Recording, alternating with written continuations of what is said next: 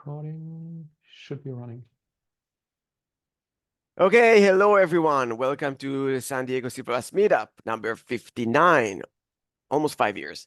Today is Feb 20, 2024. We have a special guest. I'm super excited to have him. We'll get to the guest in a second. Just the regular the regular maintenance that I have in my meetup. We need your talk if you wanna speak in our meetup from a full session to a lightning talk. Just let me know. We have bunch of topics that we can have, and I can help. Hopefully you can see my slide that I'm sharing. Yes. Good. So as I mentioned today, we have a very special guest, Andreas Fertig. Not his first appearance. The abstract is already shared in the meetup page, and I bet Andreas would go over that, so I'll skip that, so I'll give him more time. This is sponsored by the meetup fees is sponsored by Qualcomm Wireless R&D software. Just the meetup fees, everything else is kind of outside of Qualcomm. My opinions, my jokes, my everything is nothing to do with Qualcomm, but just I'm a Qualcomm employee and getting the money for the 6 months meetup hosting from Qualcomm Wireless R&D. We have a Dropbox link where I would place my information, like the recording is going to YouTube, but the PowerPoint, PDF, everything goes to the Dropbox. There is a Discord server. Let me know if you need the link. Usually announcements and few discussions. I will upload the session to the San Diego C++ Meetup YouTube channel that you can go and browse the previous sessions. We have a Twitter account that you can follow for any announcements and all. The SDCPP Meetup that I manage, which my handle is Kobe_CA. Again, my name is Kobe. I'll skip my own intro just to get to the special guest, Andreas Fertig. And Andreas would explain just like that, like the last time, what is Fertig mean, because there is a interesting story behind that. He's the CEO of Unique Code GmbH. He's experienced trainer and lecturer for the C++ standard 11 to 23, and probably beyond that, because 26 and 9 is huge very soon. Andreas is involved in the C++ standardization committee. He's developing the new standards. At the international conferences, he presents how code can be written better. He publishes specialist articles for the IX magazine and has published several textbooks on C++. You also have blog posts that you probably can point us. I think the andreasfertig.com is one of them. I would like to point out the C++ insights that people that work with me know how much I use this website to prove myself that I was right or I was wrong. This is one of the most useful tools that I have alongside the compiler explorer. So if you don't know about this tool, please go ahead and take a look. By the way, Andreas, there was a discussion about this tool on CPP Cast a couple of weeks ago. So if you had a chance to listen to the latest podcast, they talked about that. So Andreas has created this amazing tool that enables users to look behind the scenes of C++, understanding constructs even better, from what happens to integer promotion, to templates, to everything else. It's an amazing tool, and thank you for doing that. Before training and consulting, he worked for Philips Systems GmbH for 10 years as a C++ software developer and architect, focusing on embedded system. You can find him online at andreasfertig.com, and I know you have also Twitter handles. That's it for me. I'm going to stop sharing, and you can take over, Andreas. Well, thank you very much for this nice introduction. Let's just switch to screen sharing, and I have to rearrange, I guess, my screen here. Let's see how that goes. Oh, wonderful. It worked immediately. Perfect. So, Yes, hello and welcome to this user group meetup. Kobe already said, I think, everything that needs to be said about myself, except of course for my last name. I'm German. My last name is at least a very German word. I'm not sure if it's a real common German last name. I would say it's not, but there are others with the same last name, and you can translate Fertig to in English to ready, complete, finished. All the cool words that you either want for the end of Friday when you're going home, or when you report to your project manager that, well, you finished the project and all these things. So it's a wonderful name for that. It doesn't mean that I ensure that everything is really Fertig. It's just me and my name. Sometimes I fight with my spell checker because Fertig is a adjective in Germany, and this is spelled with a lower first letter. And as my last name, it's a capital. So whenever I sign emails, there is a constant fight. And I think at the moment the spell checker gave up at that point, but I'm not sure if it's coming back and requesting to use a lower F at this point. Anyways, today's topic is exploring polymorphism in C++. We aim to look at runtime and compile time and get a glimpse at the two, comparing them and see what the two can do for you and which tool to choose at which point. So diving right into that, but if you have any questions, feel free to raise them.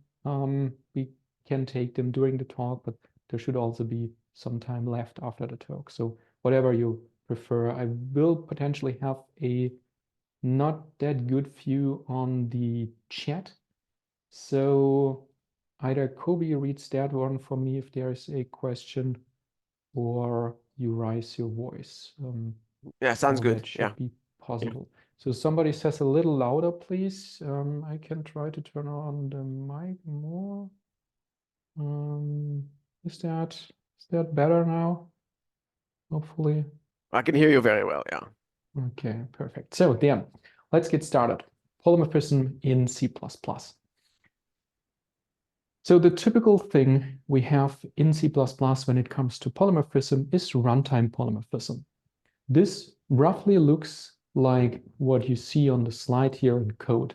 We have some kind of a base class, a car as my example here. That one comes with a virtual destructor, which I default because I just need it to be virtual.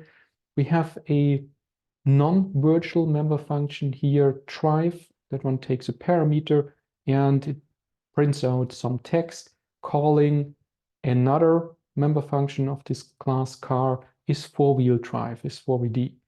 And in line number 8 now you can see this function. It's a virtual and pure member function, so we have to override it in our base class, in our derived classes. So we are looking at an abstract base class here.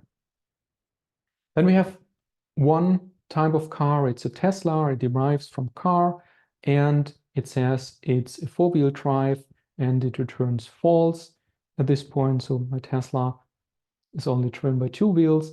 But I have another one. It's a Toyota, and that one says it's driven with four wheels.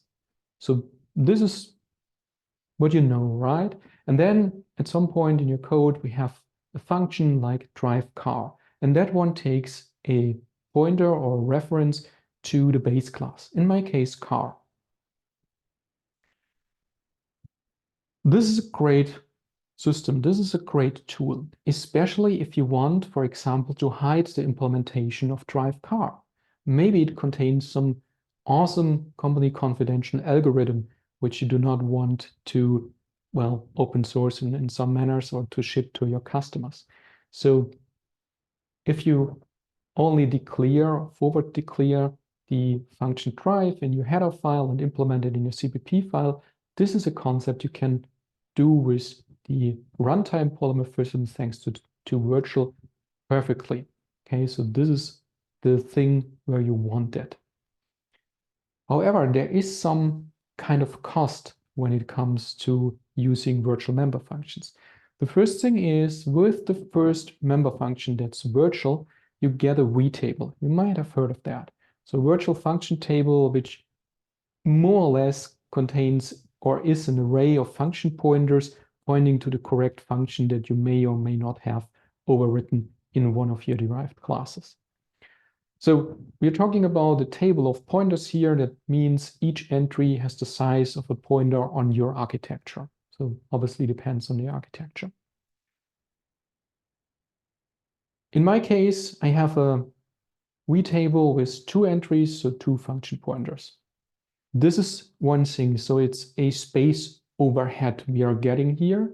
And the other thing is every call, like the one you see in line number 5 now is for wheel drive, that one now goes through the virtual function table, and that means you have a pointer indirection there. So it's no longer a direct call as is any other call, it's an indirect call.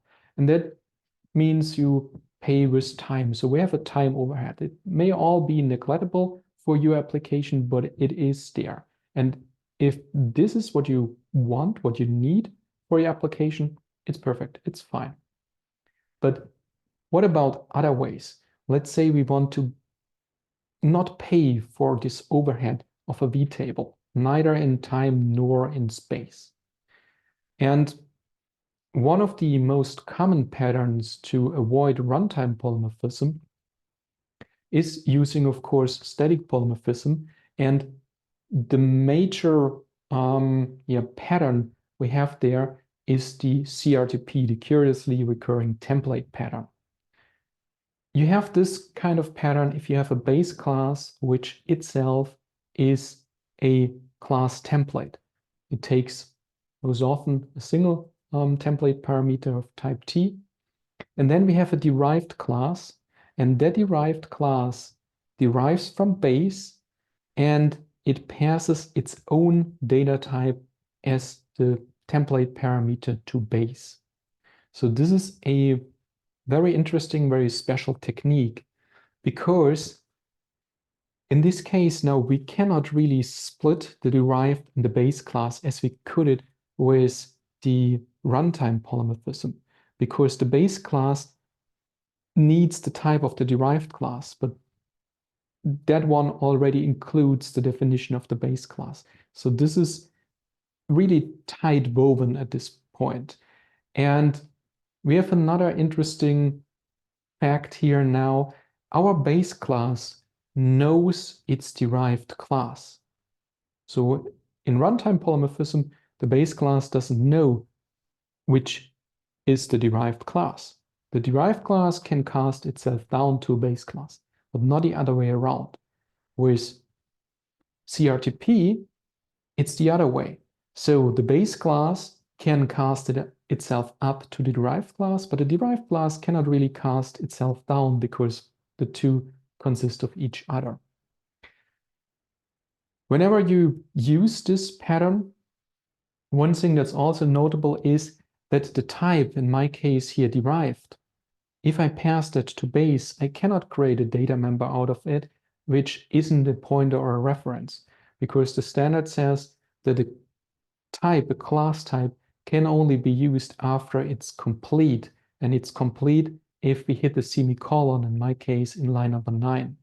So the trick we will see later, what a base class does, is that it uses the type of derived either only as a pointer or inside a function in base, because then the type is complete. So it's an interesting trick we are playing here. But this is the picture of CRTP. When we are doing that, comparing it to the previous example, then our code could look like that. We have now a class template car as something like a base class, and it comes with a member function as previously drive, which does the printing. But this time it uses the static cast that you can see in line number 6, and it casts itself to a T. The this pointer itself, it casts to a T, so to the derived class, and it assumes or it requires that the derived class comes with a member function is for wheel drive.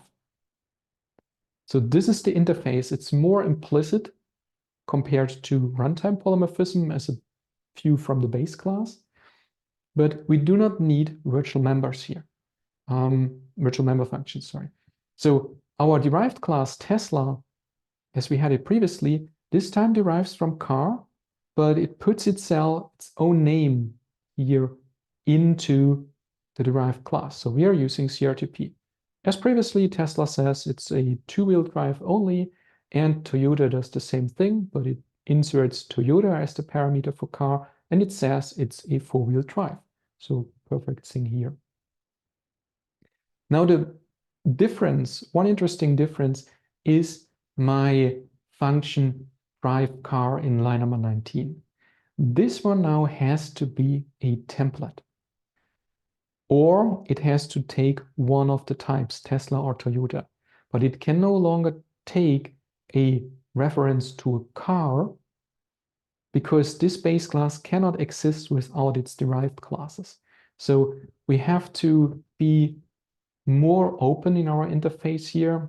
With C++20's concepts, we can constrain it, but in general, compared to runtime polymorphism, we need a template here. And that means that most likely we have to expose our implementation. There are ways to weasel your way around that, but as a start, we have to put our implementation, let's say, in the header file. And if there's something that you cannot do because it's confidential and it should not be shared with customers, then maybe runtime polymorphism is the better thing. If we are now looking at the static polymorphism, since our virtual is completely gone, that means we have no overhead in space or time. So this is the cool thing about CRTP as one way of doing static polymorphism here. No space, no time overhead. What you get are types. So Tesla and Toyota, these are own types. They have no real base class that you can cast them to. So no real inheritance you see amongst them. So that's also something different. So for some applications, we want this modeling that we have a base class and we know it. Here, it's just implementing an interface from the base class, and in its composition, a Tesla has a drive function and a is four-wheel drive. Here's another example using CRTP.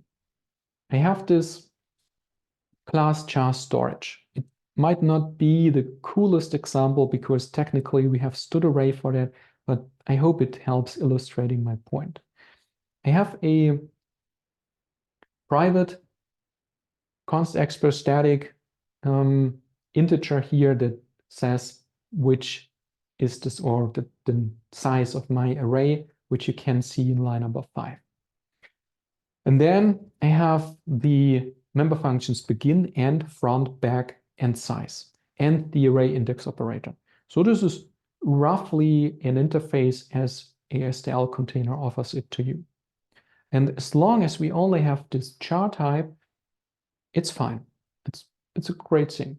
But what if we have other types like that? Let's say an int storage, which simply has an int array instead of a char array. One thing you can do is obviously copy and paste your code, replace every char with an int, and you are done. If you're like me, you miss at least one spot, and so you end up with a compile error. And do it again, and then everything fits. That works, but you duplicated a lot of code because we also now duplicated the implementation of the array index operator down there in line number 18.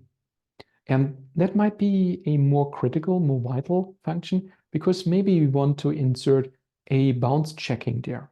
And once we copy and pasted this char storage into 2, 3, or 4 other variants, then we have to maintain this bounce checking in more places than one. And that's usually difficult. You know that. So what can we do? We do not want to pay for anything. So we do not want to pay with space or time overhead. That means making anything virtual here isn't really an option. It's, on the other hand, really not, because if I have an int array as a underlying data type all my member functions like begin and end need to return another type. So it's not really practical to do this with runtime polymorphism. With CRTP, I can come up with something like that. I can say, okay, I have a base class container. That's a class template. And we are using CRTP. I have two somewhat helper member functions here, impl in line numbers 3 and 4. And they simply do the static casting because my container knows that its T is the derived class. It casts at this pointer to a T. And I have two versions of that, a const and non-const version. And to keep things simple and have one way to refer to them, I have this helper functions impl here. Now my base class container implements the member functions front, back, size, and the array index operator simply by using impl and calling begin and end on impl. And this is the interface that my derived classes now need to implement. So if we look down in line number 13, I have this class char storage. That one derives from container, passes itself in as a type, and then it declares the char array as before, and the two member functions begin and end in the const and non-const version.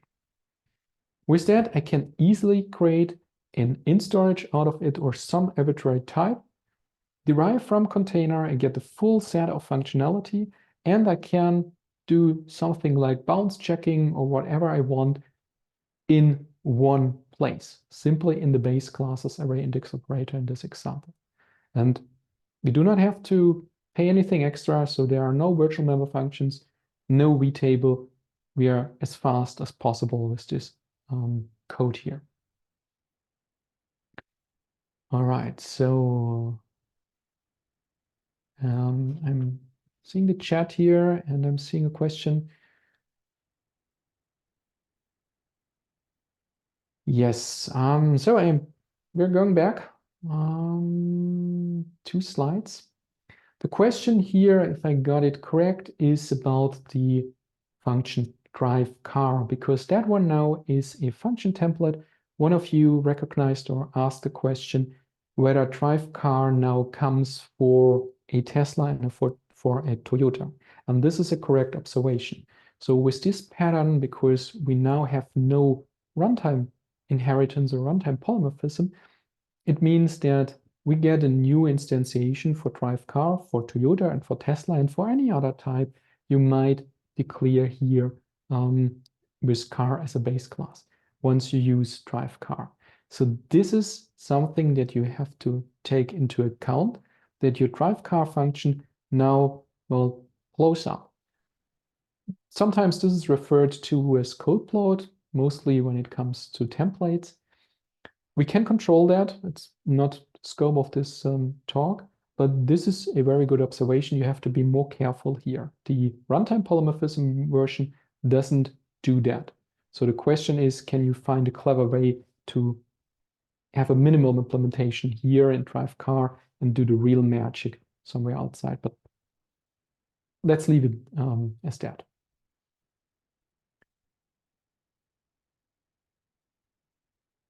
So continuing here where I left off.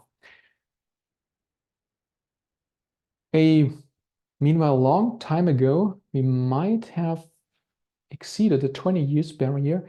Andrea Alexandrescu wrote a very interesting book at the time and still now called Modern C++. This was way before we started calling anything Modern C++. It was around 2002.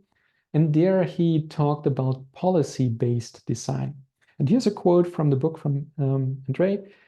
In brief, he says, policy-based class design fosters assembling a class with complex behavior out of many little classes called policies, each of which takes care only of one behavioral or structural aspect. So what he outlined there is that we have, for example, a class template that we configure with other classes, and we configure the behavior. A little like we saw it with CRTP. That's one way to see it. It's a very narrow one, but that's one thing. We will see a couple of other examples now. There is a book that came out, I think, a year later by Ralph Lischner, if I'm correct. A policy, he says, is a class or a class template that defines an interface as a service to other classes. And he further says, as a distinction, type traits define type interfaces and policy define functions interfaces. So they're closely related here. Now, what does that mean? What is policy-based design? This here is an interesting example coming from the standard library. The standard library uses that pattern or the design approach a lot. So you potentially all know std unique pointer. And most often we use it with a single parameter. But in reality, unique pointer takes two parameters. The type we want to use it with is the first one, so that's the one we always set, but it takes a second one, which is defaulted if you do not provide it, and it's the deleter. So our unique pointer comes by default with a custom deleter, which simply invokes delete on our pointer. But should we have some special type, then we can teach a unique pointer how to destroy that one. My example here is I have one of these com-like objects that are most common in Windows, or at least they were at some time. They have a destructor, but that essentially does nothing, at least not alone. They come also with a release function. And we have to call release first and then delete the object. This is something the unique pointer doesn't know anything about. So this is where we can now have a function like deleter here, which takes a com-like object pointer and it first calls release, then it invokes delete. Using that together with a unique pointer means that we are putting in our type here that we want to manage, our com-like object type is the first parameter, and the second one we provide simply a function pointer to a function matching the signature. So it has to take a pointer of the unique pointer's type, and it always returns void, so you can return something else, but it will not be called by the unique pointer. You can also decal type on the deleter, that's fine as well, but I picked this approach here. Then we pass the object, a pointer, to our unique pointer by calling new here. Sadly, we cannot use make delete. And we tell the unique pointer its deleter function. And then you're good to go. So now we have a unique pointer that manages a type that needs to do more during construction than simply calling delete.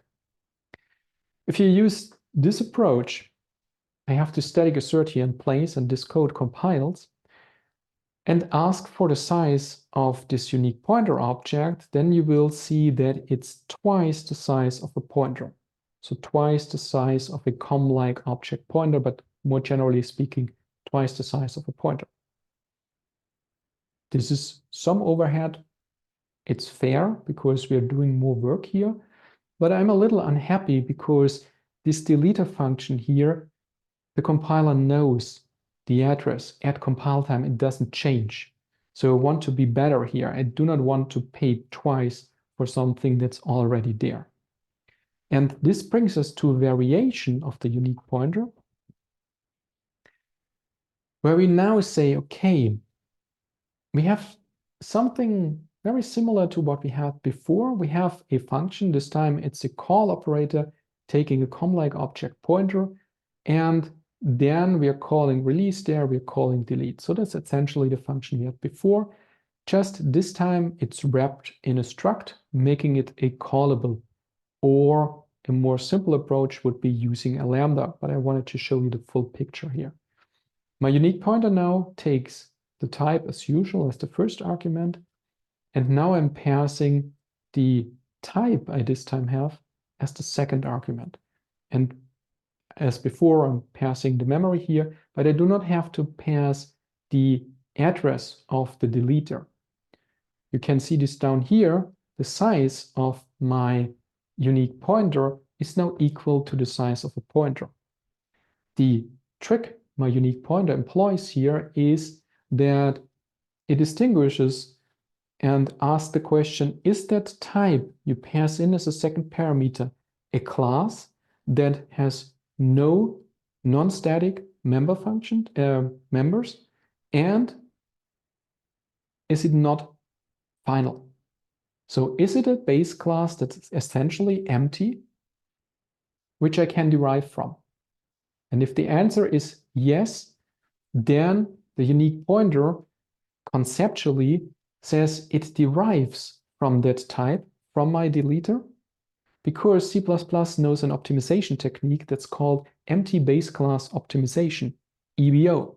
And that says if we derive from an empty base class, that one takes up no space. All the member functions are available in the derived class, but we do not pay a single byte for that inheritance. And this is what unique pointer does here. The real implementation is a bit more difficult. The standard library has a very funny type there called, it's a pair type. They call it compressed pair because it can or cannot have two types or not. So it's tricky. But the concept here would be that unique pointer derives or stores a pointer of your deleter. And this is the version where you save memory if you have this option. So this is a deleter policy of the unique pointer coming from the standard library. Okay. There are plenty more examples. So here is a second one. We have a std array here coming with a couple of numbers, and then we are sorting this array the regular way, right? So we say data.begin, data.end, because we do not have ranges available in this presumed code here, and we're good. We can do something else. We can say we define our own comparison operator here. I call it myless. That one is once again a call operator taking two parameters, two integers here, and internally it compares whether A is less than B. Now I can use the std_sort algorithm again. I'm saying begin and end, and I'm passing in a freshly created object of myless type here. std_sort now will refer to this call operator for its comparison for the sort algorithm. The great thing here is std_sort now is totally abstract. It simply says it sorts data, it has a default sort mechanism, but we can teach it any sort we want. Imagine we are having not a simple std array as we have here, but a std map containing a std map. And we do not simply want to sort by key, but maybe by the inner maps key. And this is something we cannot teach std_sort easily, so you cannot have an implementation for it in the standard library saying, oh yeah, we thought about that case and we support you. But we can say we are totally flexible and you can pass in your sort function or your sort type, and we use that one. So this is the sort policy, if you want, of std_sort here. So this is the other option we have.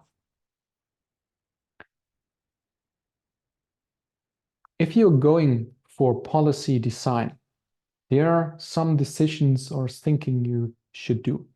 When working with policy design, the question is, and unique pointer was the example, do you want to derive from the policy, or do you want to store a data member of the policy type, so storage somewhere to capture what to refer to? So these are essential choices you have to make. And you saw it with the unique pointer, it supports both, it has different consequences. So the one you could exchange at runtime, the other one, it's fixed at compile time, by that saving space. Here's an example for policy design and why you might want to go for that. Say we have once again an array type. It's more or less the std array version here without all the cool member functions. It has a array here called mdata of type t of the size we pass in via the template parameters. And to simplify things, I only have a array index operator here that one returns the reference of type t, takes our index as usual, and simply indexes into this array, returning the data. I can use that here to create myself an array of that type, and I have my printf here that gets a value out of that array and does print it. Any objections to that code?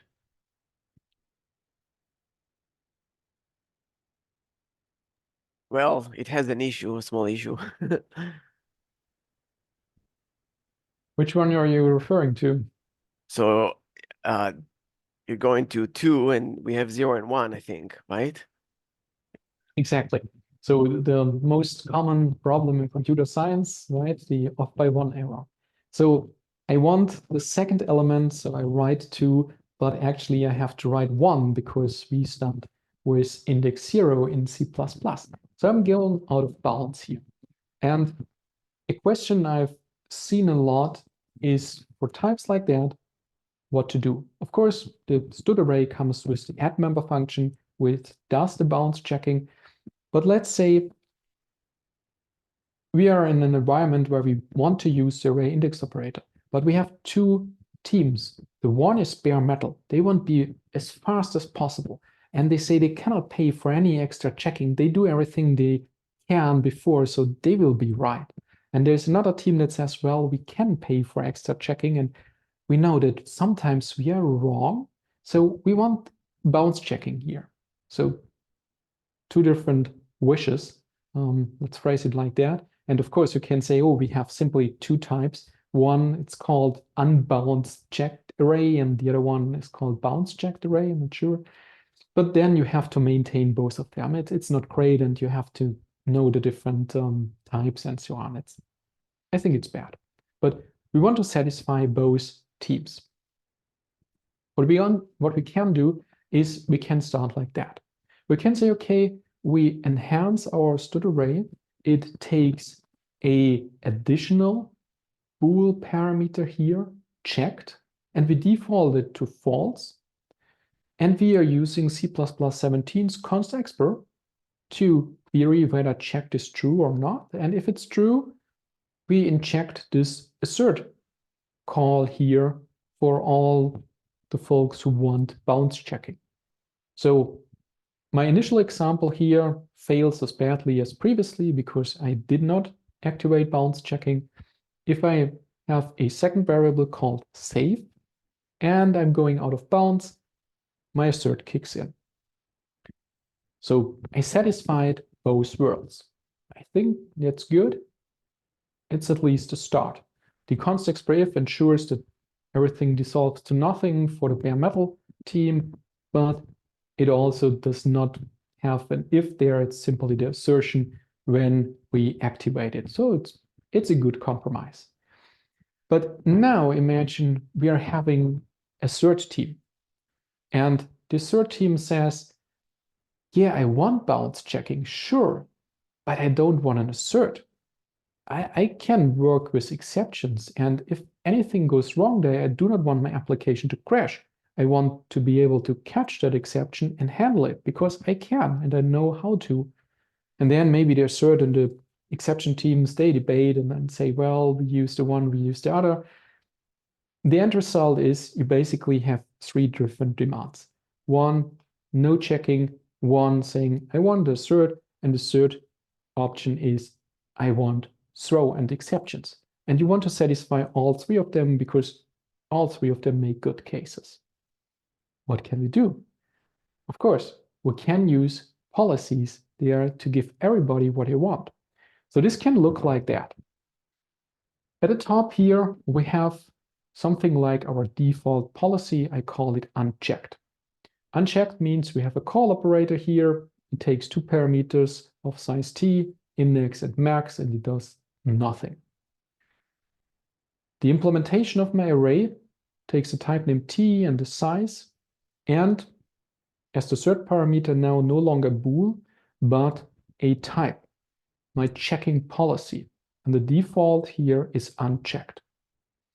Inside the array index operator I picked for this implementation. So I'm creating essentially a temporary of this checking policy, and I'm invoking the call operator on that one.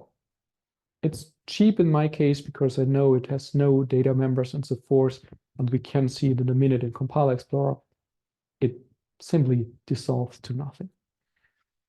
Now for the team that wants the assert version, we have a other type that's called check, also implementing the array index operator. And here we have our assertion. And now it didn't fit on the slide anymore. Imagine you have a assert type here called throwing, where instead of asserting here, you throw when you're out of bounds. And you can have many, many more variants how you handle the error checking. Maybe you, on your bare metal device, on the one, you have a very special assert, so you want to use that one. From a using point of view, our unchecked version goes as before. They have to do nothing. And my checked version now says that it uses the checked type. And the throwing version would use the throw type. You can, of course, also think about swapping the defaults. So making the checked version the default, and people who are opting in for unchecked have to do something. But this is the way to keep things as they were before. So this is what policy design at this point gives you. You have plenty of options how your users of your API, of your data type in this case, can fine-tune things. And this is only one simple example. You can have types with multiple of these policies where each of them is a little screw where you can tune it as you need it. And the nice thing is that everybody here gets what they want. And you have types for that. That's a cool thing as well. If you look at that in Compiler Explorer, I'm not using C++ in sites today. Sorry for that. It's maybe bad. I should have come with an example requiring C++ in sites. But here's Compiler Explorer. This is the version with the const expr if that I just showed you on the slide. And we can see without optimization, oh, it's 68 lines of assembly. And here we have the one using the policy. The other thing is exactly the same as from the slide. And that one uses 101 lines of assembly code. So it's not as good in terms of code size here as the const expr if version. But once we allow the compiler to do at least a little bit of optimization here, we are down to 20 lines of assembly code, which is absolutely equal between the two versions. So there is no difference. That means the compiler basically figures that out. We can see here's a different number to that one. That potentially is the line number or something like that. So there is no real difference in the generated code.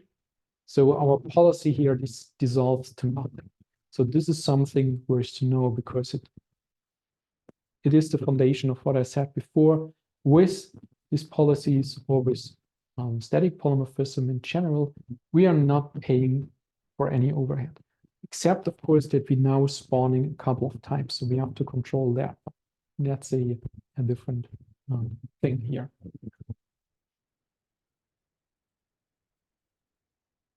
Policy-based design here means that each policy creates a new type and with that potential code. So this is what we saw before in the drive car function. We have to consider that, and we have to wait which one we prefer, which one we control better, or what is the real need for our application. The great thing about policy design is our code is fast. It's as fast as possible. So there is no vtable lookup, there is no space or time overhead with that. And this is basically policy design. And I think I did great. That's it from me for now. I'm happy to take your questions. With the talk, I'm Fertig. Thank you. Hey, thanks, Andreas. This is great. I really enjoy that. Let's wait for people bringing all kinds of questions. Yes, you're welcome. Thank you. So we have one here in the chat. What and how is specific code is hidden from Hoon and Drive car in the runtime polymorphism? So I think you are referring to this slide here in line number 19. So my idea is I have that sometimes if you're shipping libraries, then you have two options, of course. You're shipping a library that comes with source code and your customers compile it and you're happy because they signed an NDA and all that stuff. Or you're saying you're shipping only the library as an object file because you do not want to share the implementation with your customers. This here in line number 19 is one way then you often go for. You say, I have this virtual function and I can defer the implementation to the CPP file. I only hand the object file to the customer. So even with disassembling, it will not get a C++ code. It will simply get something.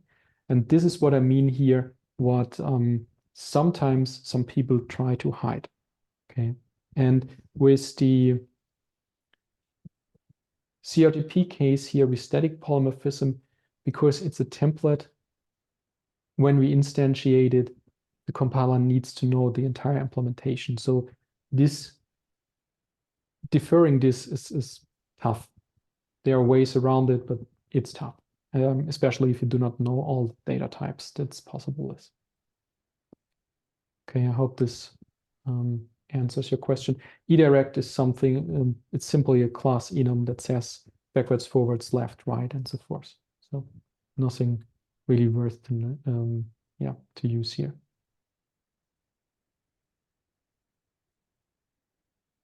Okay, the other question is an interesting one here, the next one. How do you decide whether policy should be inherited or stored as a member? That's a good question. So I had this example here at the end, right?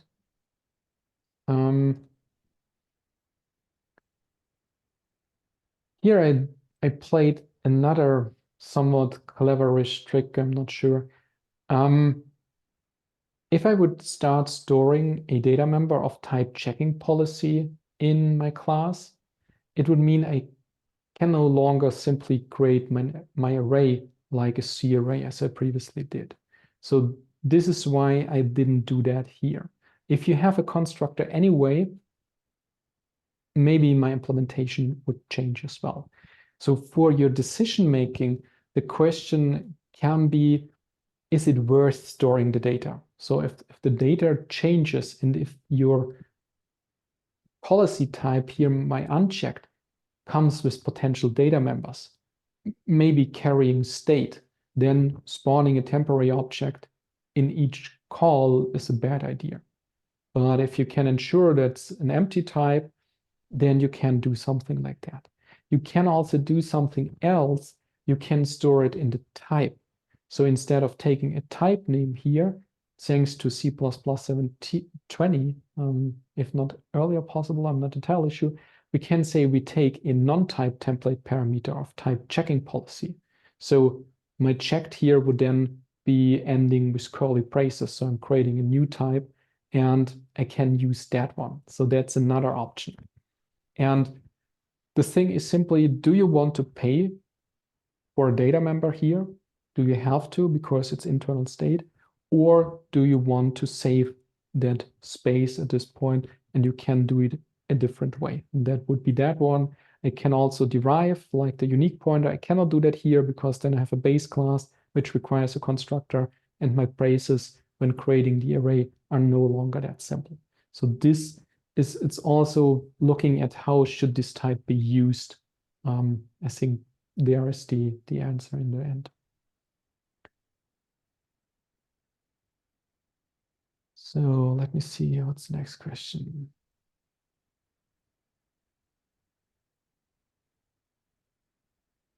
A lot of compiler tool chains in embedded are stuck on old versions of C++, for instance, C++ 11 or earlier. Yeah, I know that. I offer training services. So if you want to upgrade because you have a shiny new compiler, reach out to me. I assume you cannot do any of these techniques you presented in that case. I believe that all of my techniques can be done in C++98. It can at least be done in C++11, but I think there was nothing in particular in the only thing that gets more difficult, but I think that's also doable, is my example for the jar container, because I'm using auto as return type here in line number 7 to 10, because that one was the easiest, but you could replace that. No, this might be a bit more tricky. You have to figure out the return type of begin and so. So there are ways to do that. My derived class can carry the type as an information, but that's the only one where you have to be, I think, a bit more careful and watch for the C++ version you're using. And there are more questions. So one question is there a way to do static polymorphism without templates? I believe no. If you're not counting in composition where you simply compose two types, there's no way to doing that. The next question is if the policy has state, for example, has a construct that it holds a value, I think you require, yeah, okay, that's a answer to the rest, to the former question. So if you have a policy that comes with a data member of some sort holding a value, then we have to store that and can no longer use it as I did it here with a temporary.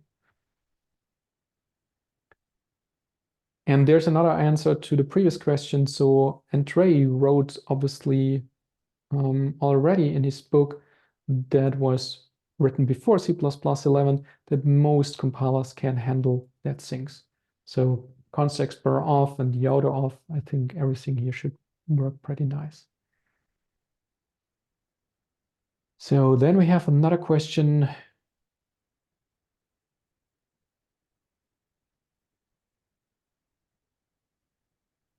Okay, the question is, how does C++ specifically stand out as a programming language compared to others? The question is coming, if I skimmed it correctly, from a student who potentially explores more than one language and isn't that fluent in C++.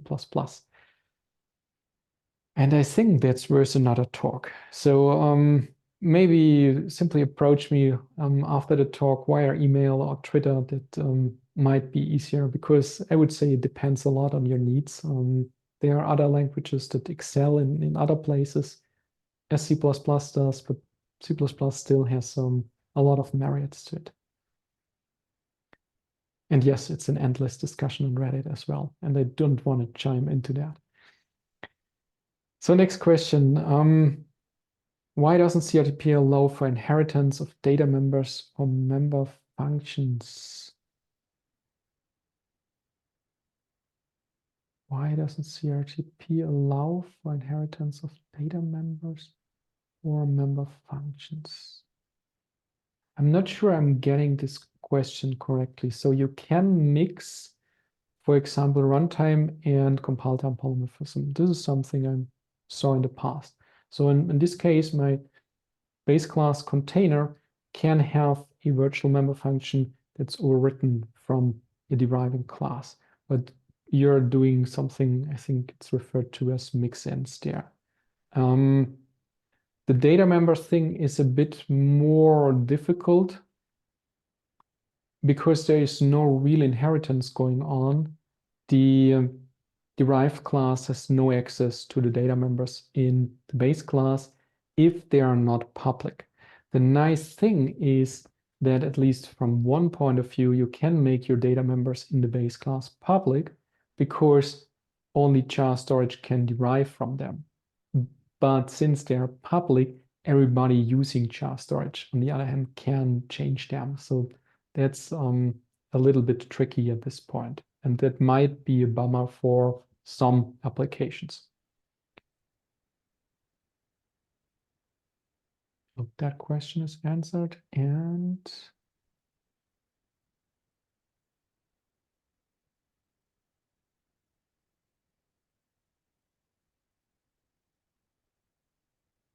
I think that's an unanswered here. So following up on your question, you talked about storing the policy instantiation as a member versus instantiated on the flight. But is there a guideline on whether we should inherit from the policy or store the policy as a data member? So the question whether you should inherit from the policy is an interesting one. If you inherit from the policy publicly, that means that you're modeling something like an inheritance there. And the question is, do you really want to do that? So unique pointer doesn't. What I gave you was just a simplification. Unique pointer models that internally. So basically, it stores that in a very efficient way internally. There might be cases where you derive from it. That's also fine, but you're saying something different with it, and that's something you should keep in mind. So I would say keep the policy private in most cases, because the rest of the world does not need to know that you derived from that policy or something like that. So I would say that's more the last resort. As I said, unique pointer uses this compressed pair, so it's an own data type they use internally, and that one figures out whether to derive or not to derive. So this type does it, but it's stored inside a unique pointer. So nobody from the outside can access that and can play any funny derive from tricks. So that's, yeah, I think that's a good approach. And if I haven't missed any of your questions, I think all questions are answered. Thank you. And we are just right in time, hopefully. Yeah, all the time. Thank you so much, Andreas. It was awesome. I learned a You're lot. welcome. Thanks everyone for joining me and Andreas, and see you next time. Take care. Have a good day. Have a good rest of your day. Good night, Andreas. Thank Thank you. you. Have a nice day. It was a Take care. pleasure. Bye-bye. You Until have a next good time. Same Bye-bye. here. Same here. Bye-bye.